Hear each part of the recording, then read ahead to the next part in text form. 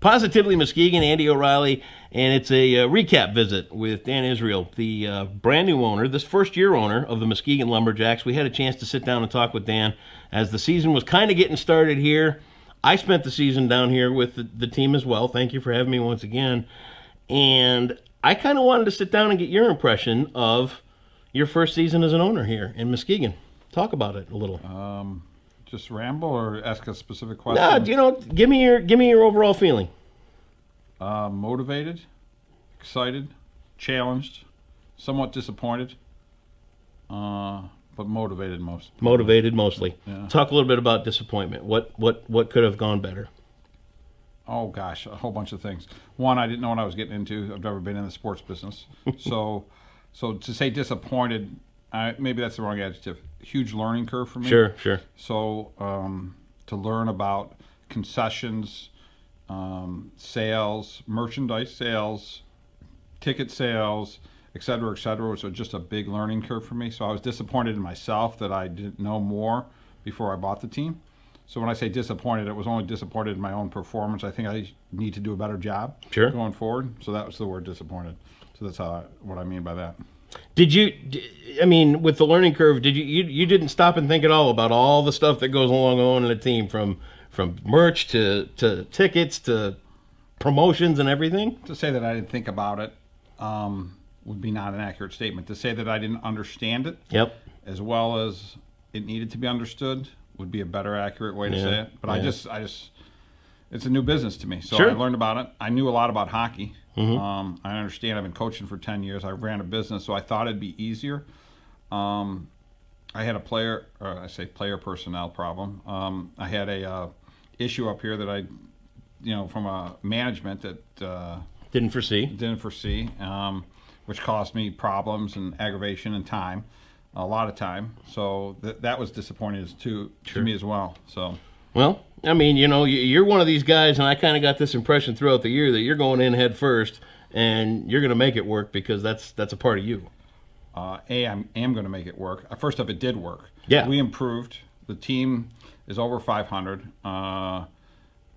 Attendance is up 7 to 10%. And we don't have the final numbers yet. I think it's 8.2 at the last check we had. So it did work. Sponsorships were up. But it didn't work anywhere near to what it's going to become. Right. And I am a go-for-it kind of guy. And I did go for it. But I learned a lot. It was a big learning curve. So now I got to take everything I learned, compile it, create a plan, which I would spend 6 hours up here today. Yeah, I heard it was quite a meeting. with the guys. But, that's all talk. Now I got to create an action plan. And that's what we're starting to do today. So, as the next few years unfold, where do you see this team going? Well, the last time we talked, I said that the goal of the team was to be the best junior hockey organization in the world. Yep. And I'm going to tell you that again today. Nothing less than that will be acceptable. We're going to be the best junior hockey organization in the world. I am more motivated to do that now than I was before because I think I know how to do that. I'm going to repeat the things I said. The number one thing about being the best is being endured by the community. Yep. Number two is to be financially self-sufficient.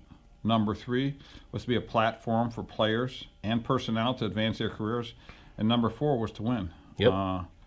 And I want to win consistently all the time. So I tried to answer your question the best I could. No, you did great. I mean, it's just a conversation. So, we're not, this isn't a Q&A, and we're not putting your feet to the fire or anything like that.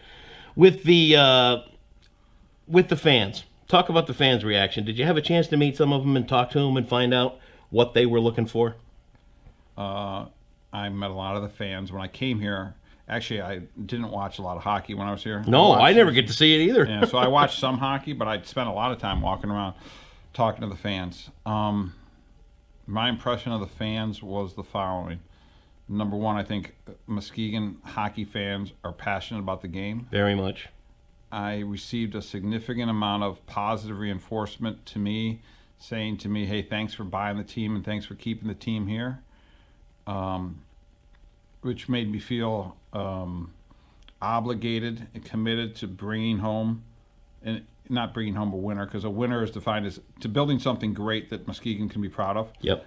Some of them fans gave me a hard time because the team didn't make the playoffs, and we were at 1 point less than 500, which a couple times I got pissed off at them saying that to me because I'm as competitive as I the get worst it. person you'd ever want to meet. Sure. So in fact, this last Saturday night, I got pissed off at a guy. And I apologized to him afterwards because I want to win more than they want to win. Right. So, but for the most part, it was thankful, appreciative of the fans, and they made me feel really welcome here. Yeah. I mean, so I really like. In fact, the fans made me endeared to them.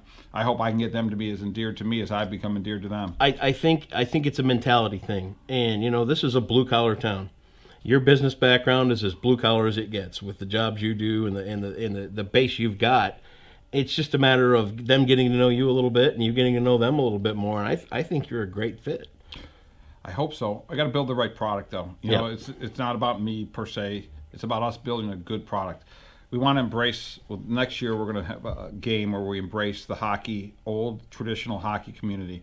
That's one thing that I thought was here, but I think was even bigger than I thought it was the love of hockey. Mm-hmm. And so many times I would be walking around the rink and somebody would come to me and say, hey, I played X number of games in this rink. I brought my son to this rink.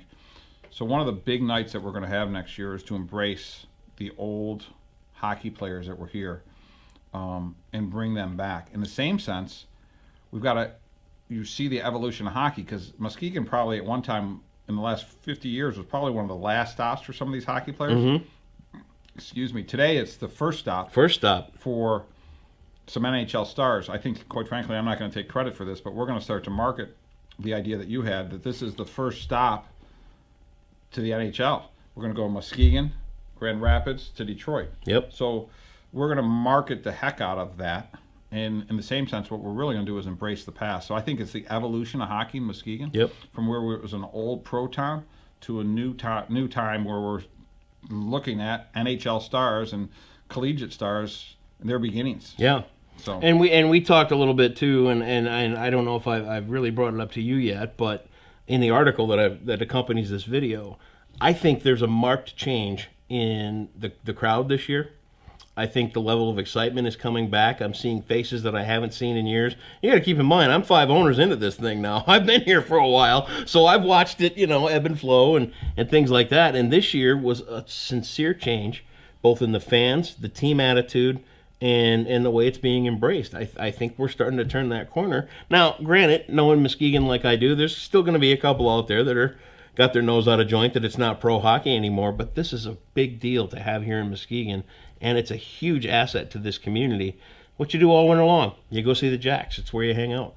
Well, it is an asset to the community, but the community, I think for the most part, has embraced it. Yeah. Now, there's a buzz in the rink, and you've been here, and you and I look at each other, and you can see the excitement. I know it. I feel it. It's really cool. It's like a vibrant feeling when we're winning and things are happening. The last game was really fun. It was a good time. Especially when there's a big fight at the end.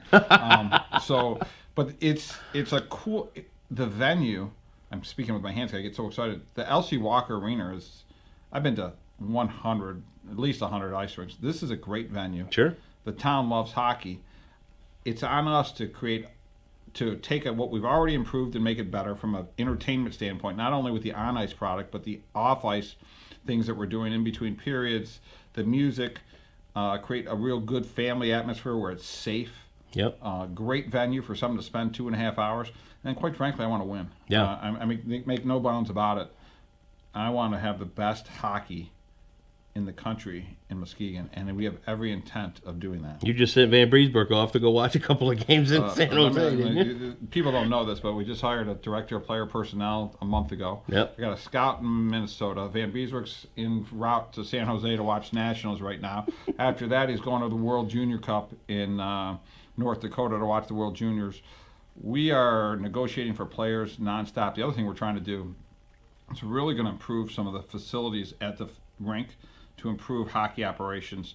We're going to have a little classroom for hockey players to do studying, not just studying for study hall, but studying hockey for video. We just walked around the rink. We're really going to try to make this a destination where if you're from wherever, Finland, Russia, hopefully Muskegon, hopefully we get some kids from Muskegon here that want to go on and become superstars, NHLs, collegiate stars, that this is the place to be. We accomplish that, we win. Muskegon takes a tremendous amount of pride in what we're building here, and they take ownership of our team. That's the goal. That's the goal. I mean, it's going to happen.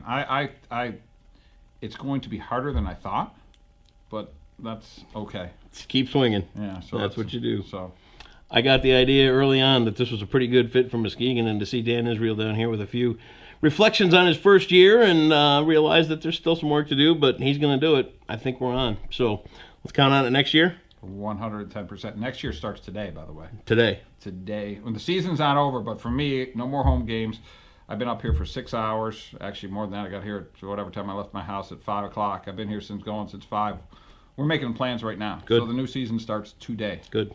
Lumberjacks, we'll see you next fall down here at the LC Walker Arena. Dan Israel, the team owner. Thanks for spending a few minutes. My pleasure. Thanks.